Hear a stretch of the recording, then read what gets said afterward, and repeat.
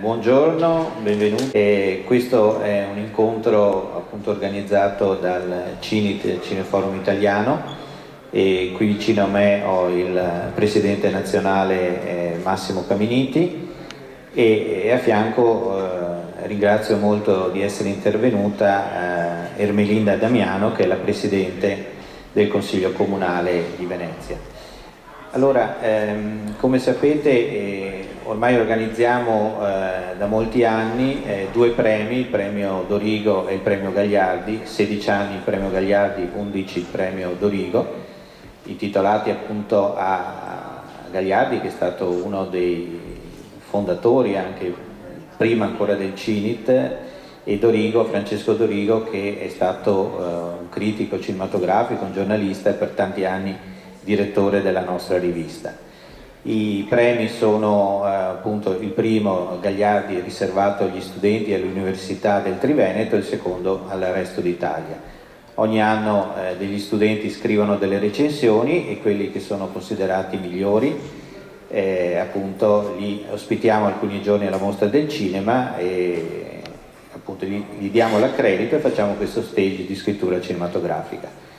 La giuria è formata appunto da Andrea Curcione, che è come membro, diciamo, del Sindacato Nazionale Critici Cinematografici, dalla nostra consigliera Neda Furlan, da Giacomo Pistolato, che è, diciamo, il redattore responsabile della nostra rivista online nonsolocinema.com, e poi chi c'è ancora?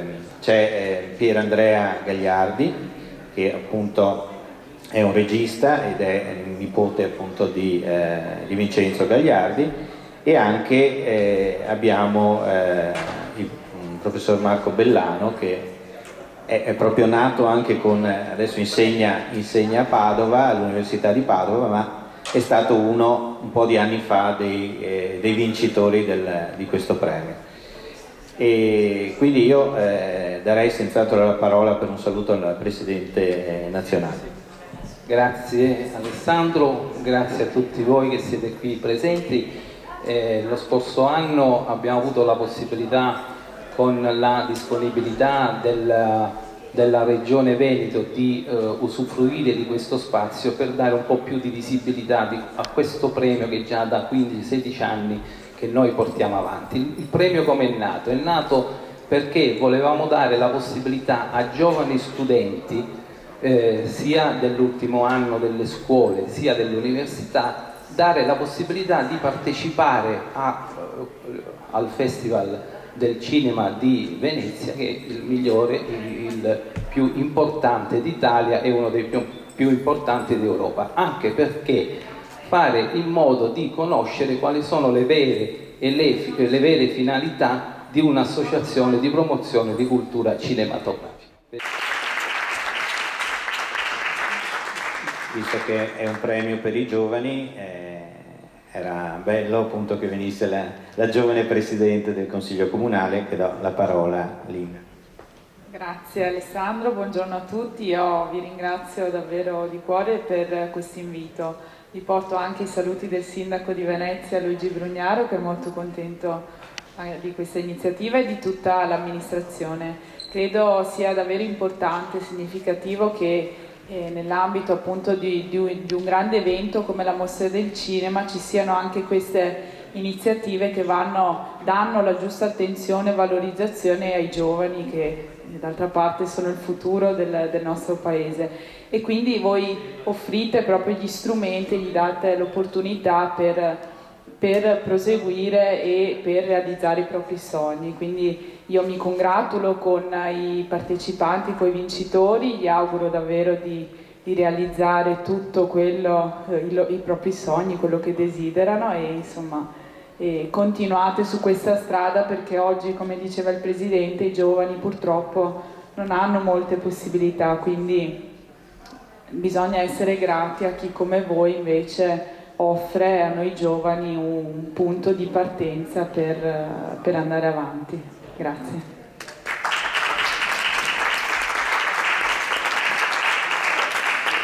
Grazie Linda, e niente, allora passiamo direttamente alla premiazione. Sì, esatto. Allora dicevamo che ci sono due concorsi, il premio Gagliardi e il premio Dorigo. Il premio Gagliardi si riferisce appunto all'Università del Triveneto e il primo premiato è Diego Pelizza, che che è di Selvazzano in provincia di Padova e che studia all'Università di Padova. Poi premio Gagliardi.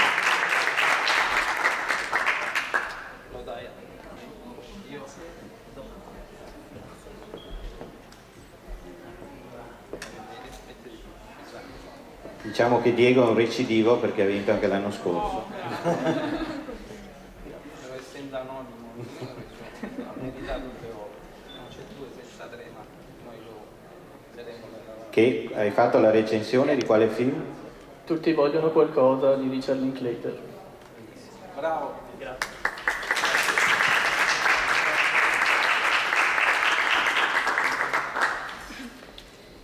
E l'altro premiato del premio Gagliardi, già citato prima, diciamo, è Sergio Floriani, che sta a Conegliano e che studia all'Università di Udine, che tu hai fatto invece la recensione. Fuoco al mare di Gianfranco Rosi.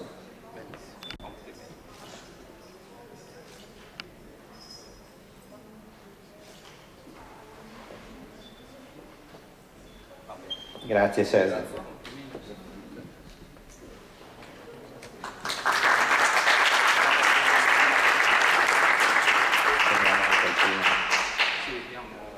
E mentre stranamente il premio Gagliardi ha avuto 2 vincitori al maschile, il premio Dorigo ha avuto invece 2 vincitrici. E allora intanto abbiamo premiato Giulia Lavagnoli, che viene da Verona ma che studia all'Università di Milano, anzi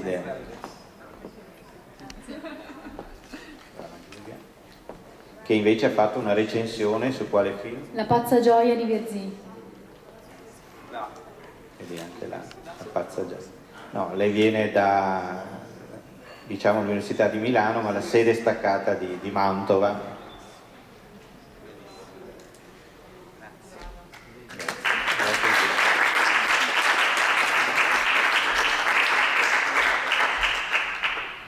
Abbiamo avuto 3 vincitori vicini, ma adesso abbiamo una vincitrice che viene da più lontano perché viene da Lecce e appunto abbiamo la nostra amica Giulia, mi sfugge il nome adesso, La Penna.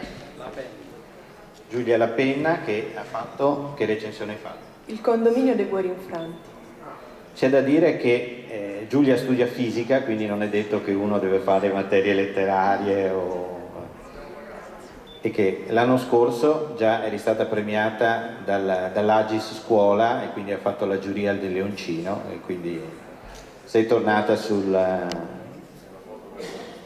aspetta, girati ancora che i fotografi ti reclamano. Grazie Giulia.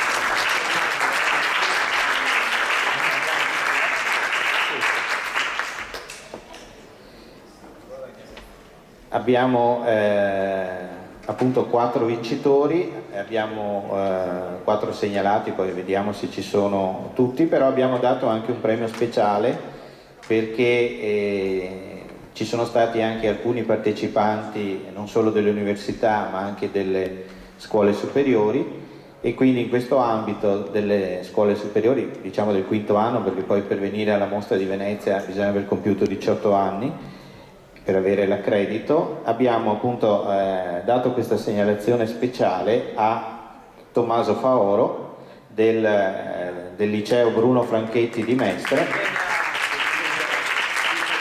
e premio Marco Vanelli. Tommaso che l'anno scorso era già stato... Tu cosa hai fatto? Che recensione hai fatto? La grande scommessa di Adam McKay. Quindi ecco, che quest'anno però anche l'accredito stampa, perché già comincia a collaborare con non solo cinema, con la nostra rivista online. Grazie Tommaso.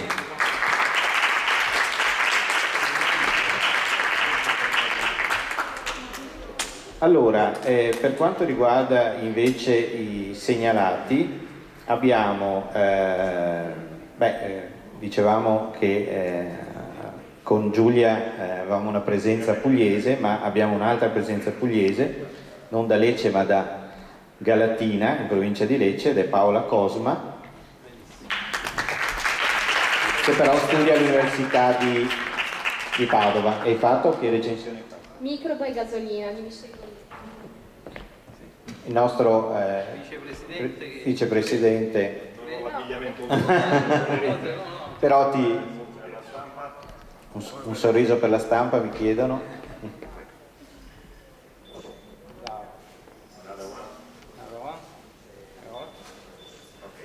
preso sulla fronte paterna, sulla fronte paterna.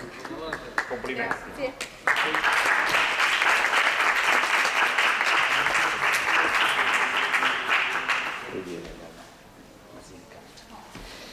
E allora, lo potevi dire in pubblico, se sentite sussurrato. Vengo dalla Basilicata. Sì. No, mi piaceva. Invece lo dico più forte che sei lucano. Ancora più tosto.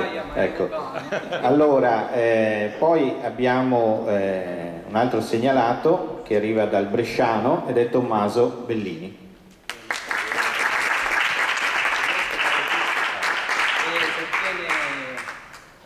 Che hai fatto la recensione? Non essere cattivo di Claudio Caligari.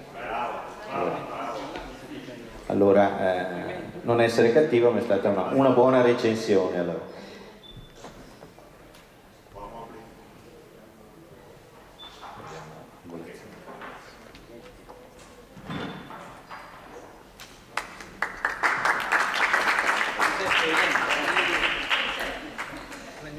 Un'altra segnalazione, si tratta, qui abbiamo tante Giulie e ne abbiamo un'altra, Giulia Tiozzo, che viene da Ferrara.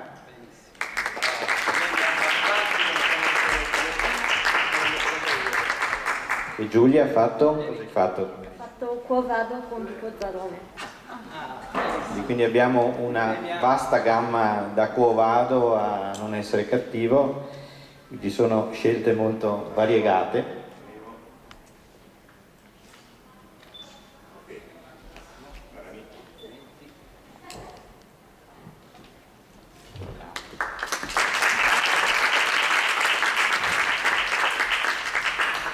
Allora, e poi abbiamo un altro segnalato che viene dalla provincia di Belluno, da Pedavena, ed è Alessandro Padovani.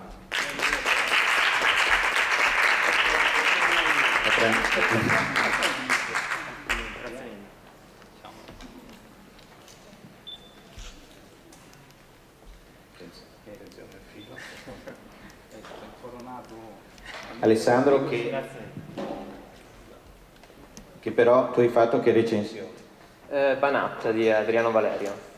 Che però sei qui anche per un'altra cosa.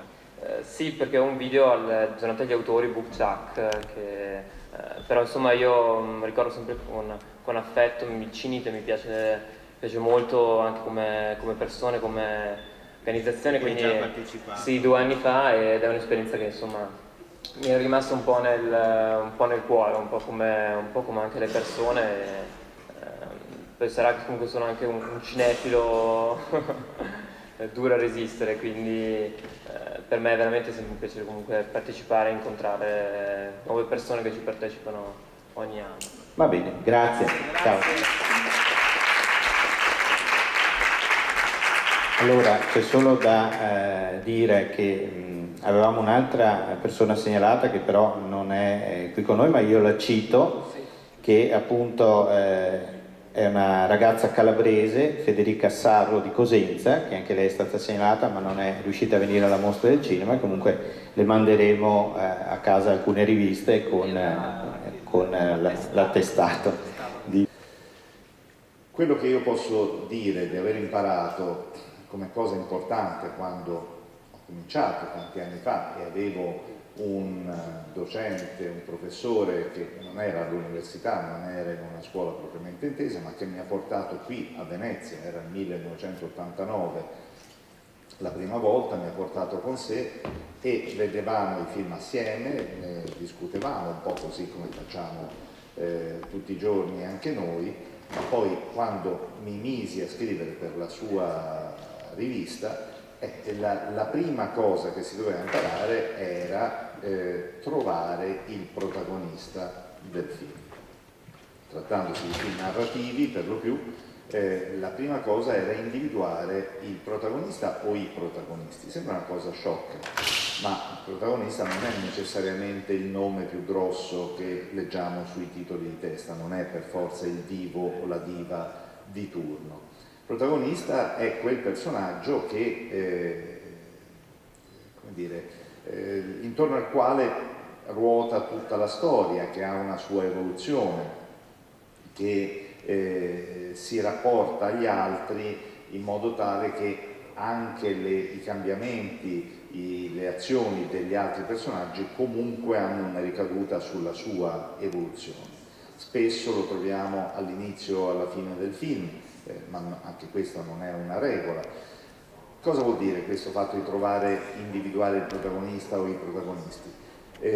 Serve per poter arrivare a formulare un riassunto del film, è quello che mi facevano fare all'epoca, un riassunto di una sola frase, quindi senza punto e a capo, senza dover ricominciare, riuscire a raccontare la storia partendo dal protagonista è la storia di X o X e Y o di un gruppo, potrebbe essere anche di un gruppo, che si sviluppa, ripeto, con varie subordinate per forza di cose, ma che deve avere soltanto, ci insegnavano, 2, massimo 3 verbi all'indicativo, che appunto la storia di questo personaggio che fa questa cosa, che incontra, che muore, però che ha una sua evoluzione.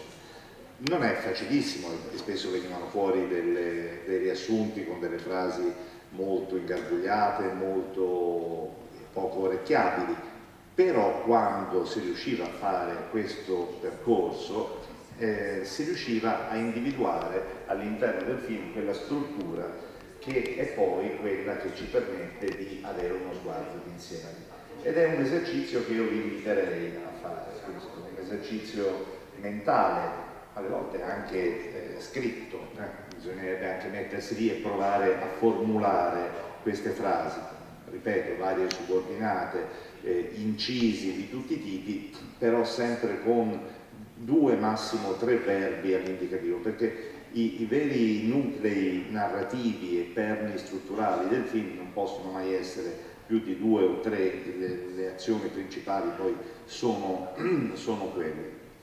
Abituarsi mentalmente a fare questo tipo di esercizio è, credo, un buon presupposto per poter scrivere qualunque tipo di critica, perché è chiaro che se scriviamo su Cabiria è un certo tipo di rivista che ha un taglio di studio, di approfondimento, se scriviamo su Cinemedia è un'altra cosa, se scriviamo su Chuck o su Web diverso ancora, quindi cambia il linguaggio, cambia il taglio, ma sempre avere idea di quello che è il film, aver capito lo sviluppo, non perdersi i personaggi per strada o al limite appunto verificare che, e qui al festival ce ne sono tanti, film che non hanno una vera e propria struttura, che appunto si dimenticano personaggi per la strada, iniziano percorsi narrativi che poi non si concludono, alle volte questo può essere voluto e quindi può avere un significato,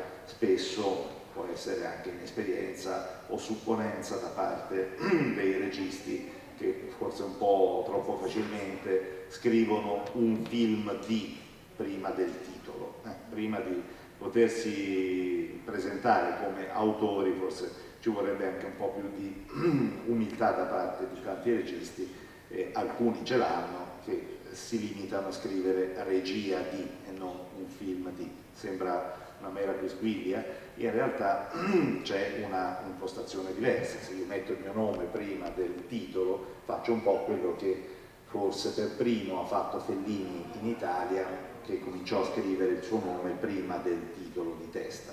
Dire, si va al cinema per vedere un film di Fellini, ma era Fellini, tanti altri non lo sono.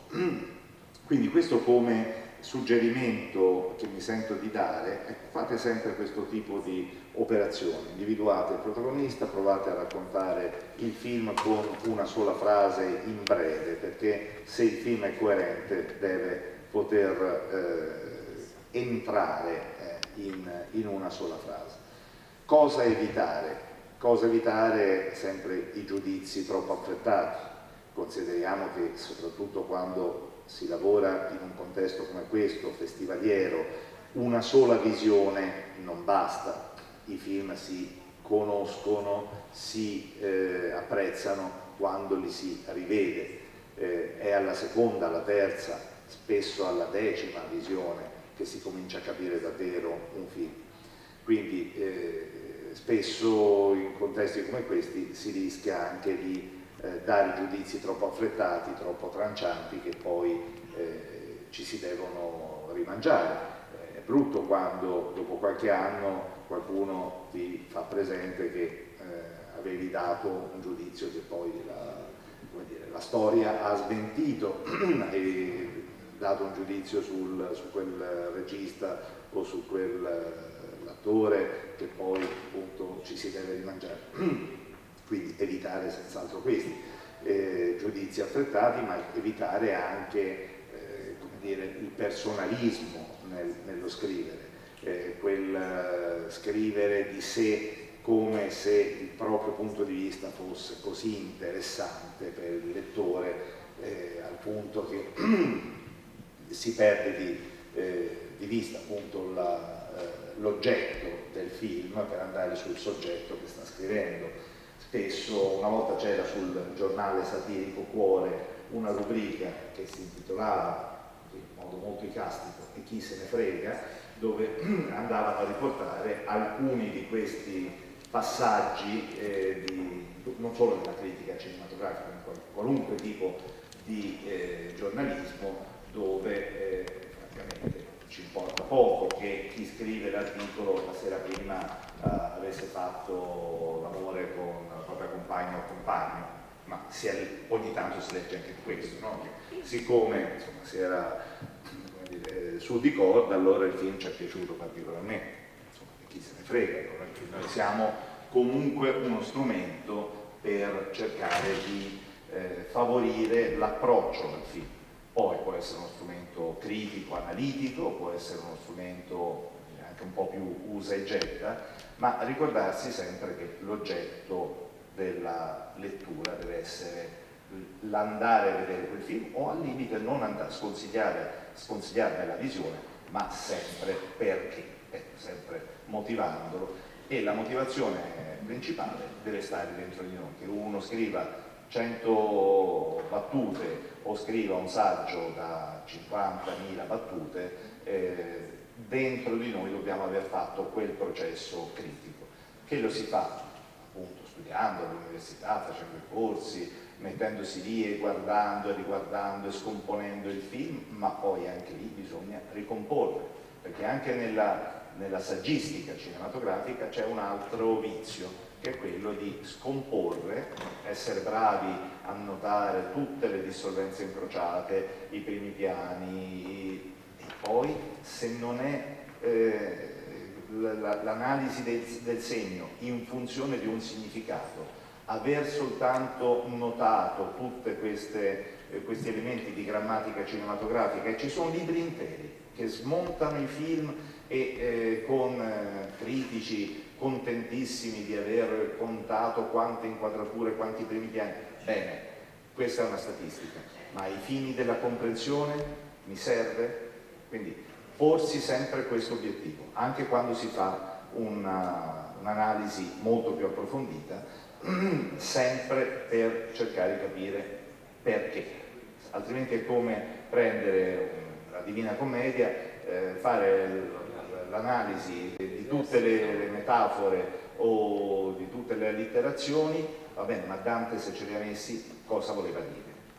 Ricordiamoci sempre che un testo filmico, letterario, di qualunque altro tipo, è sempre un segno di comunicazione, deve comunicare qualche cosa, qualche volta lo fa l'autore lo fa in piena consapevolezza, alle volte lo fa senza essere pienamente consapevole, soprattutto al cinema, perché non si possono mai controllare tutti gli elementi, sulla pagina sì, sulla tela sì, ma sullo schermo c'è sempre anche qualcosa che sfugge, e sono proprio i critici alle volte che hanno aiutato gli autori stessi a scoprire che cosa volevano dire, ma ci vuole in questo senso sempre questa onestà e questo metodo di lavoro, sia che, ripeto, si scriva per uno di questi daily che troviamo qui in giro, per cui va fatto al volo, sia che si scriva su internet dove sembra che possano accedere tutti quanti, sia che si abbia la fortuna di poter scrivere un libro o un saggio che però richiedono appunto in ogni caso sempre lo stesso tipo di rispetto nei confronti dell'opera che si va a recensire. Di più penso che vi annoierete. Grazie Marco. Io direi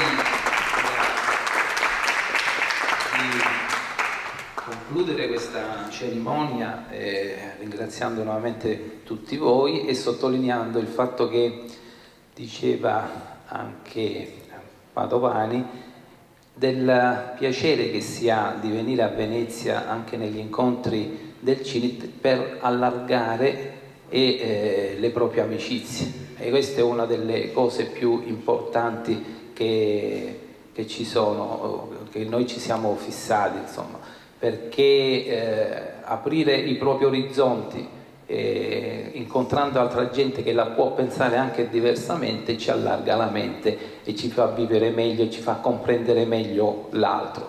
Tante volte io vedo nell'esperienza anche dei paesini della mia provincia che molta gente rimane chiusa nell'ambito del proprio paese. Non so se hanno visto il film questo del premio Nobel del cittadino onorario, l'avete visto? Ecco lì c'è proprio questo esempio della chiusura mentale tante volte che c'è nell'ambito di un paesino che rimane chiuso senza avere contatti con gli altri.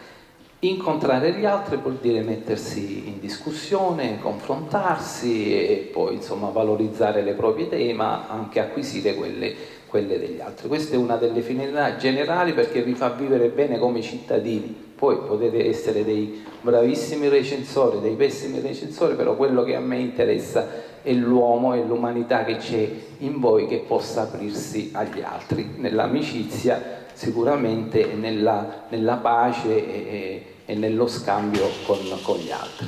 Adesso io direi, poi conclude Alessandro, poi discutiamo dei film, invece di fare l'incontro al giardino lo continuiamo qui e vorremmo fare anche una bella foto tutti quanti insieme, anche con la professoressa Alessandra Artusi che ci ha onorato della sua presenza. Se ci sono i genitori, parenti dei ragazzi che sono stati premiati, ci fa piacere fare una foto anche con loro. Grazie.